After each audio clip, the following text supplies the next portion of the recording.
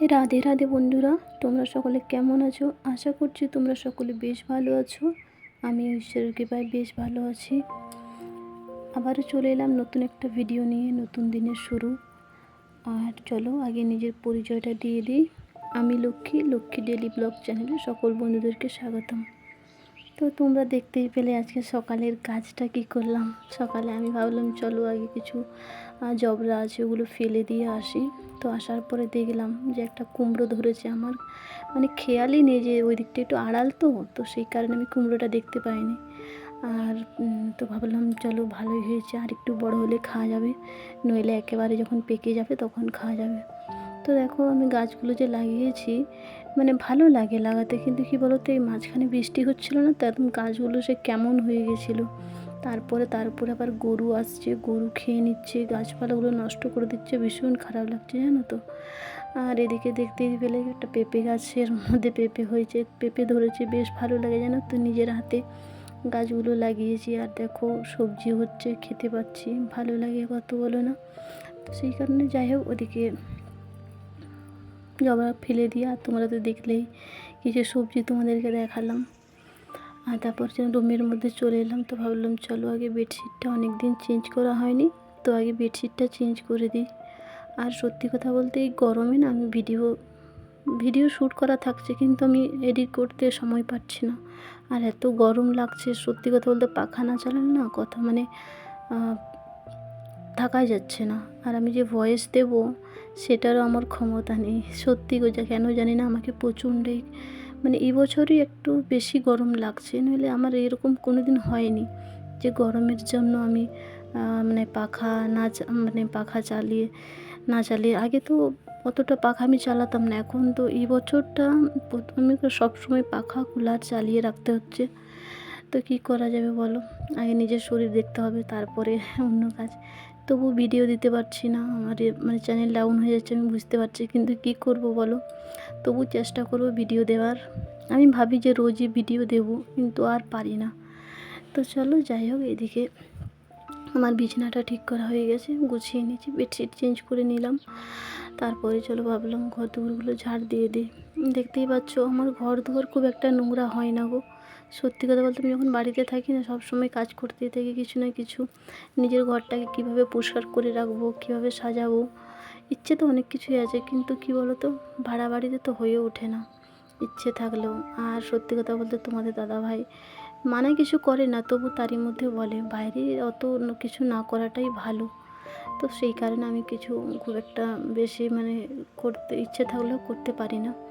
ভবিষ্যতে যখন একেবারে বাড়িতে সেটেল হয়ে যাব, তখন মানে শিফট হয়ে যাব, তখন দেখতেই পাবে তোমরা যে আমি আমার ঘর দুয়ার কীভাবে গুছিয়ে রাখতে পছন্দ করি, বা রাখবো কীভাবে আমি আমার বাড়িতে গাছপালা লাগাবো। তোমরা সকলকেই দেখতে পাবে, তোমরা সকলেই দেখতে পাবে।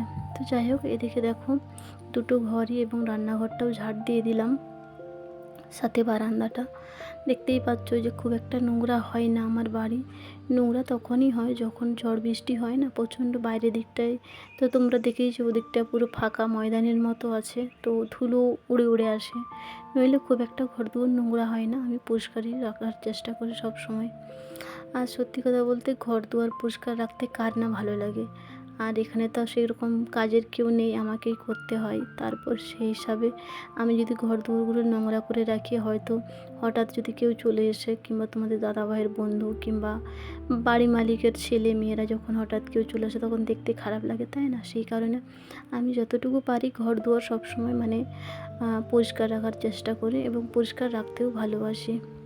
তো যাই হোক, এদিকে দেখো পুরো বারান্দাটা ঝাড় দিয়ে দিলাম। কি বলতো, বারান্দাটা এখানেই এখন ঘুমোচ্ছে তোমাদের দাদা ভাই এবং ভাগনা বাবু, ওরা এখানেই বারান্দাতেই ঘুমোয়।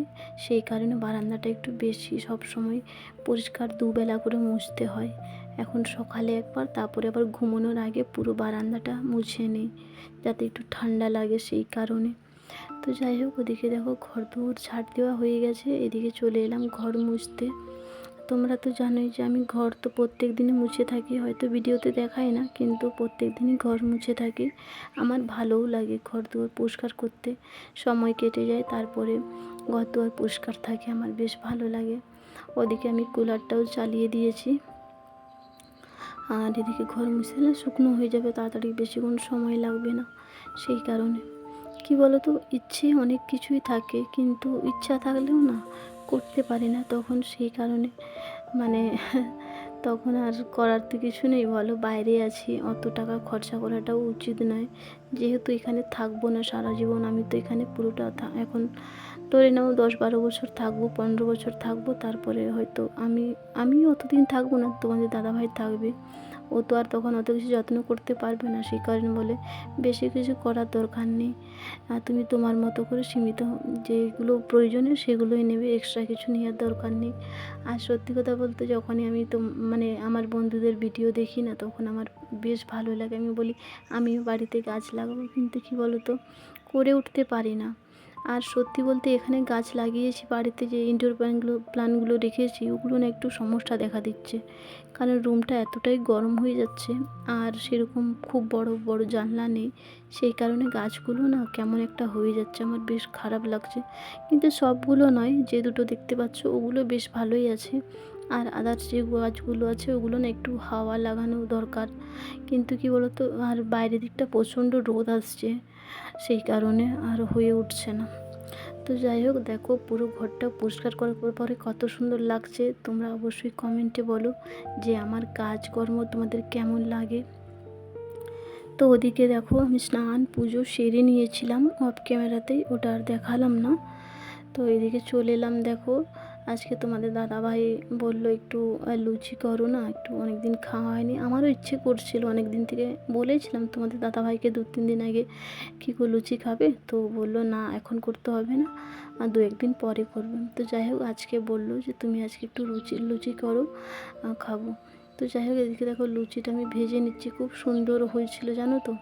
লুচি আমি এইভাবেই করে থাকি, আমি মানে বেলে রাখি না খুব একটা, সঙ্গে সঙ্গে বেলি, আর মানে এক হাতে বেলি আর এদিকে ছাঁকতে থাকি, আমার অসুবিধা হয় না, আর আমার অভ্যস্ত তো এগুলো। তো যাই হোক, এদিকে তখন সমস্ত লুচি ভেজে নিচ্ছে, আর লুচিগুলো এত সুন্দর ফুলেছে, মানে কি বলবো। ওই এখন যেই লুচিটা দেখতে পাচ্ছ ওটা বাদ দিয়ে বাকি সব লুচিগুলোই পুরো ফুলকো ফুলকো লুচি ফুলেছিল। তো যাই হোক, দেখতেই পেলে আমাদের আজকে সকালের ব্রেকফাস্ট ছোলার তরকারি করেছিলাম, এটা বেশ মাখা মাখা কুকারে দিয়েছিলাম, সব মশলা মিক্সড করে ওটা আমি মানে কুকারে সিটি দিয়েছি 4-5টা, তাহলেই ওটা হয়ে যায়। আর লুচি তো যাই হোক, দুপুরের রান্নাবান্নাগুলো স্কিপ করে গেছিলাম, আর এটা হচ্ছে আমাদের রাতের ডিনার।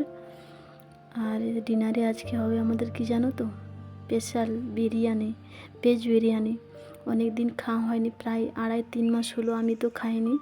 তোমাদের দাদাভাই আর বাগনাবাবু তো প্রায় দিনই ওরা চিকেন বিরিয়ানি খেয়ে আসে, আর আমি তো চিকেন বা আমি তো ননভেজ খাই না, আমি তো ভেজিটেরিয়ান। তো সেই কারণে বাড়িতে এই যে অনেক দিন পরে বিরিয়ানি করছি। তো বিরিয়ানি বলতে পনির আলুর বিরিয়ানি করব, সাথে দেখো পনির নিয়েছি, আলু, আর ওদিকে কাজু কিশমিশ দেখতে পেলে বেশ বেশি বেশি করে কাজু কিশমিশ দিলে খেতে বেশ ভালো লাগে। তো ওদিকে দেখো আমি বেরেস্তাগুলো ভেজে নিচ্ছি, আর একদিকে দেখো হাঁড়িতে জল গরম করতে দিয়েছি, ওতে দিয়ে দিলাম 1 টুকরো দারচিনি, 2টো তেজপাতা, তারপরে গোলমরিচ, এলাচ, লং ওগুলো দিলাম। তারপরে হালকা একটু তেলও দিয়ে দিয়েছি হাঁড়িতে, মানে জলের মধ্যে। আর দেখো এদিকে আমি চালটা দিয়ে দিচ্ছি হাঁড়িতে। কি বলো তো, যারা ভেজ বিরিয়ানি পছন্দ করো, আমার এই বিরিয়ানি মানে করাটা একটু ফলো করবে, দেখবে মানে এত খেতে সুস্বাদু লাগবে, চিকেন বিরিয়ানির থেকেও আশা করি ভালো লাগবে। আমি যতবার করি তোমাদের দাদাভাই বলে চিকেন বিরিয়ানির থেকেও এই বিরিয়ানিটা বেস্ট, ভালো লাগে। আর দেখো তোমরা আমি কীভাবে রান্না করছি, সবটাই তোমাদের কাজে লাগতে পারে, আশা করি লাগবে। সকলে বিরিয়ানি কম বেশি রান্না মানে বাড়িতে তৈরি করে, কিন্তু সবার হাতের টেস্ট তো সব সেম হয় না, সেই কারণে বললাম। তো যাই হোক, ওদিকে দেখো ভাতটা সিদ্ধ হতে থাক, আর ওদিকে বেরেস্তা ভাজতে দিয়েছি পেঁয়াজের। এদিকে দেখো আমি আলুটা ম্যারিনেট করে নেব। 2 চামচ দেখো 2.5 চামচ টক দই দিয়েছি, ওতে দিলাম লঙ্কা লঙ্কা গুঁড়ো, জিরে গুঁড়ো, সরি জিরে নয় মানে ধনে গুঁড়ো আর হলুদ গুঁড়ো দিলাম। আর এদিকে দেখো আদা রসুনের পেস্ট, আর সাথে কাঁচা জিরে মানে সরি গোটা জিরে ওটার সাথে মানে পিষে নিয়েছিলাম। তো যাই হোক, ওদিকে দেখো হালকা পেঁয়াজ দিয়ে আর হালকা তেল দিয়ে ওটা না আমি ম্যারিনেট করে রেখে দেবো 15 মিনিটের জন্য। আর একটু তেল দিলে ভালো হয়, দিয়ে দিলাম হালকা মতো তেল দিয়ে দিলাম। আর দেখো এটা আমি ম্যারিনেট করে নিচ্ছি। আর সম্ভবত যেরকম চিকেনের বিরিয়ানি হয় সেম এরকমই হবে, শুধু বাদ আছে এটার মধ্যে চিকেন দেওয়া নেই, বাস ওটাই। দেখো আমি নিজে না খেলেও আমাকে রান্না কিন্তু সব কিছুই করতে হয়। এখানে অতটা করতে হয় না, কিন্তু দেশের বাড়িতে আমাকে সব কিছুই করতে হয়, কিন্তু আমি নিজে খাই না। তো যাই হোক, এদিকে দেখো আমি আলুটা বেশ সুন্দর করে ম্যারিনেট করে রেখে দিলাম। ওটা 15 মিনিটের মতো ঢাকা দিয়ে রেখে দেবো। 15 মিনিট পরে ওটা আমি মানে বেরেস্তা ভাজা হয়ে গেলে ওটা আমি মানে কষিয়ে নেব। তো যাই হোক, ওটাকে মাখিয়ে রেখে দিলাম। আর এদিকে দেখো বেরেস্তাটাও ভাজতে দিয়েছি। একবার তো বেরেস্তা ভেজে নিয়েছি, আর এদিকে এবারটাও আমি ভেজে নিলাম। তারপরে হালকা করে ছোট ছোট করে পনিরগুলো কেটেছি, যাতে খাবার সময় যাতে পাওয়া যায়। বেশ বড় বড় হলে ভালো লাগে না, ছোটো ছোটো পিস করলে আরও ভালো লাগে। তো যাই হোক, এদিকে হালকা করে আমি পনিরগুলো ভেজে নিলাম। এই ছোটো ছোটো কাটলে না খাবার সময় পেলে বেশ ভালো লাগে তখন। আর এদিকে দেখো কাজু কিশমিশ ওটাও আমি ভেজে নেব। অনেকটাই কাজু দেওয়া হয়েছে, খাবার সময় যাতে একটু বেশি বেশি কাজু পাওয়া যায়, টেস্ট আসে আর কি বেশ ভালো। তো সেই কারণে দেখো আমি দুটোই একসাথে ভেজে নিচ্ছি, বেশি আমি ড্রাই রোস্ট করব না, হালকা। আর তো যাই হোক, এদিকে আমি দেখো আমার হয়ে গেছে কাজু কিশমিশ ভাজা। আর তারপরে হালকা একটু সর্ষের তেল দিয়ে আর যে আলুটা আমি ম্যারিনেট করে রেখেছিলাম ওটা আমি কষিয়ে নেব। তো যাই হোক, এদিকে দেখো আমি আলুটা মানে রান্না করছি, এটা পুরো একদম কষতে থাকবো।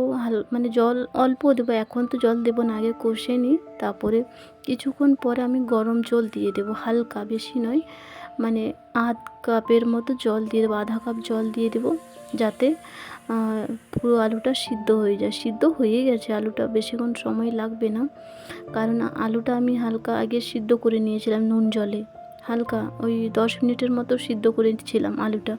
খুব একটা সময় লাগবে না, তবু একটু জল দেব যাতে ভালো লাগে। তো যাই হোক, ওদিকে আলু কষানো হয়ে গেছে।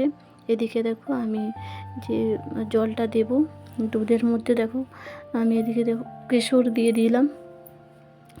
কেশর ওটাকে বলে মিঠা আতর, তারপরে গোলাপ জল, কেওড়া জল, তারপরে এদিকে কেশর দিয়ে দিলাম।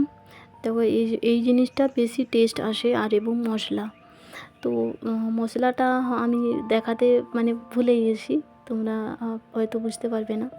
এদিকে দেখো আমি এটা মানে রেডি করে রাখলাম। তো যাই হোক, ওদিকে বিরিয়ানির লেয়ার দেওয়া হয়ে গেছে। আর দেখো আমি এটা একটা ফ্রাই প্যান দিয়েছি, ওটা আমি আধা ঘন্টার জন্য রেখে দেব হালকা আছে। আর তারপরে আধা ঘন্টা পরে ওটা নামিয়ে নেব। তো যাই হোক, ওদিকে না হয়ে গেছিলো, পুরো কমপ্লিট হওয়ার পরে আমার রান্নাঘর ক্লিন করার পরে নিজে ফ্রেশ হয়ে নিয়ে গেলাম, আর জামা কাপড় চেঞ্জ করে আমি স্নানও করে নিয়েছিলাম। তারপরে দেখো আমি বিরিয়ানিটা নামানোর 20 মিনিট পরে আমি ঢাকাটা খুলেছি।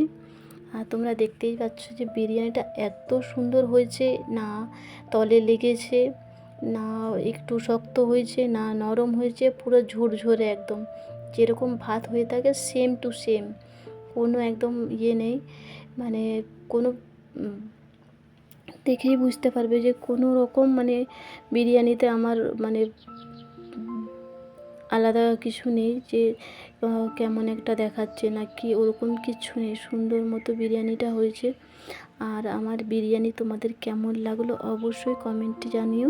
আর যদি বিরিয়ানির রেসিপি চাও আমাকে জানিও, আমি অবশ্যই তোমাদেরকে একটা ভিডিও করে দেখিয়ে দেব। কেননা ভেজ বিরিয়ানি সকলে বানাতে পারে না, কিন্তু তারই মধ্যে টেস্ট অন্যরকম আসে। এইভাবে বানিয়ে দেখবে খেতে বেশ ভালো লাগে। আর দেখতেই পাচ্ছ কতটা ঝরঝরে হয়েছে, মানে মনেই হয় না যে এটা ভেজ বিরিয়ানি, দেখে মনে হবে যে এটা চিকেন বিরিয়ানি। সরি বলাটাও আমার উচিত নয়। তো দেখতেই পাচ্ছ বিরিয়ানির কালারটা কত সুন্দর। তো যাই হোক বন্ধুরা, সকলে ভালো থেকো, সুস্থ থেকো। আগামীকাল দেখা হচ্ছে নতুন একটা ভিডিওতে। তো চলো টাটা বন্ধুরা।